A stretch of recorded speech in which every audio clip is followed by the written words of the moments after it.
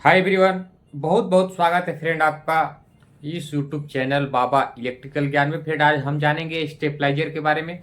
देखिए, इलेक्ट्रिकल से संबंधित बहुत ही अच्छी अच्छी जानकारी हम इस चैनल के माध्यम से लाते हैं, आप लोगों तक पहुंचाते हैं। तो आप अगर इस चैनल पर नए हैं, हमें नए देख रहे हैं, तो प्लीज आप फटाफट से इस चैनल को सब्सक्राइब कर लीजिए। आज हम जिस टॉपिक पे बात करने वाले हैं वो हम इलेक्ट्रिकल में जो हम घर पे वोल्टेज को बढ़ाने या घटाने के लिए यूज करते हैं, उसको हम स्टेबलाइजर बोलते हैं। उसी के बारे में आज बात करेंगे कि स्टेबलाइजर हमें कौन सा लेना चाहिए घर के लिए, परफेक्ट स्टेबलाइजर कौन सा है।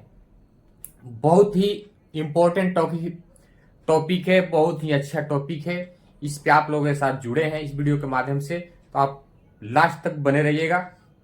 देखिए फ्रेंड, क्या रहता है कि स्टेबलाइजर हम क्यों लगाते हैं? इसीलिए लगाते हैं कि हमारे घर पे वोल्टेज कम आता है, हमारा फैन है या उसका स्पीड कम रहता है। समझिए गर्मी का मौसम आ रहा है, अभी क्या होगा अगर वोल्टेज कम रहा, एक फैन दो फैन अगर तीन फैन घर पे चला दिए तो क्या होता है, वो बहुत धीरे धीरे चलता है, वोल्टेज का प्रॉब्लम रहता है। उसके लिए हम उसका निदान के लिए हम स्टेबलाइजर लगाते हैं कि हमारे घर का वोल्टेज बराबर मेंटेन रहे। तो आपको यह ध्यान में रखना है कि स्टेबलाइजर लगाना कौन सा है। स्टेबलाइजर लेने से पहले आपको कुछ बातें जानना है और जान के ही स्टेबलाइजर लेना है। सबसे पहले आपको क्या ध्यान में रखना है, आपको जब भी स्टेबलाइजर लेने जाना है तो आपको यह ध्यान में रखना है कि आप जो स्टेबलाइजर जो लेने वाले हैं वो स्टेबलाइजर आपके घर के लिए सूटेबल है कि नहीं है। वो आप कैसे देखेंगे?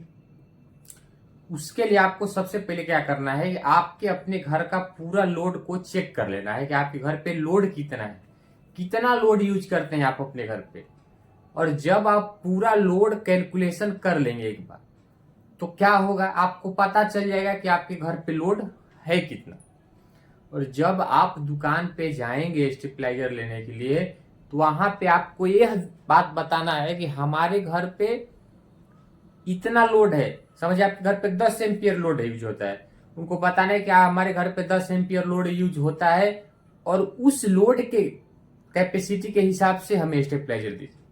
अगर आप यह जानकारी नहीं देंगे तो आपको कहीं कम कैपेसिटी का दे देंगे, नहीं तो ज्यादा कैपेसिटी का दे देंगे।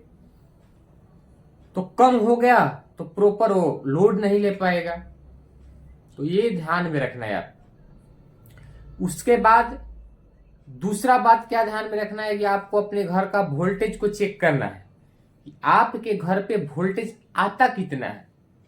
सबसे पहले आपको बता देते हैं कि हमारे सिंगल फेज में किसी भी इक्विपमेंट को चलाने के लिए हमें 220 वोल्ट समथिंग लगता है।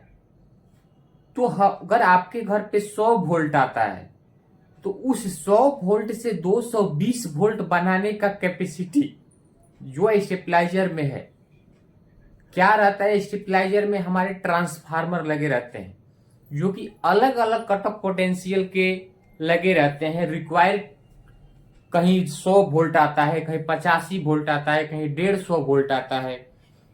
तो अलग अलग रिक्वायर्ड के हिसाब से उसमें स्टेबलाइजर लगे रहते हैं। तो आपका रिक्वायर्ड क्या है, कितना वोल्टेज आपके घर पे आता है, उस हिसाब से आपको बताना है और स्टेबलाइजर को लेना है। तब जाके आपका वो स्टेबलाइजर परफेक्ट काम करेगा। तो फ्रेंड, ऐसी ऐसी जानकारी हम आप लोगों तक लाते रहते हैं, पहुंचाते रहते हैं। अगर आप इस चैनल पर नए हैं तो प्लीज इस चैनल को सब्सक्राइब करिएगा और बेल आइकन घंटी के निशान पे क्लिक करके नोटिफिकेशन को ऑल पे क्लिक करके ऑन कर लीजिएगा, ताकि जो भी वीडियो आए उसका नोटिफिकेशन आपको सबसे पहले मिले। मिलते हैं अगले वीडियो में, तब तक के लिए जय हिंद, वंदे मातरम।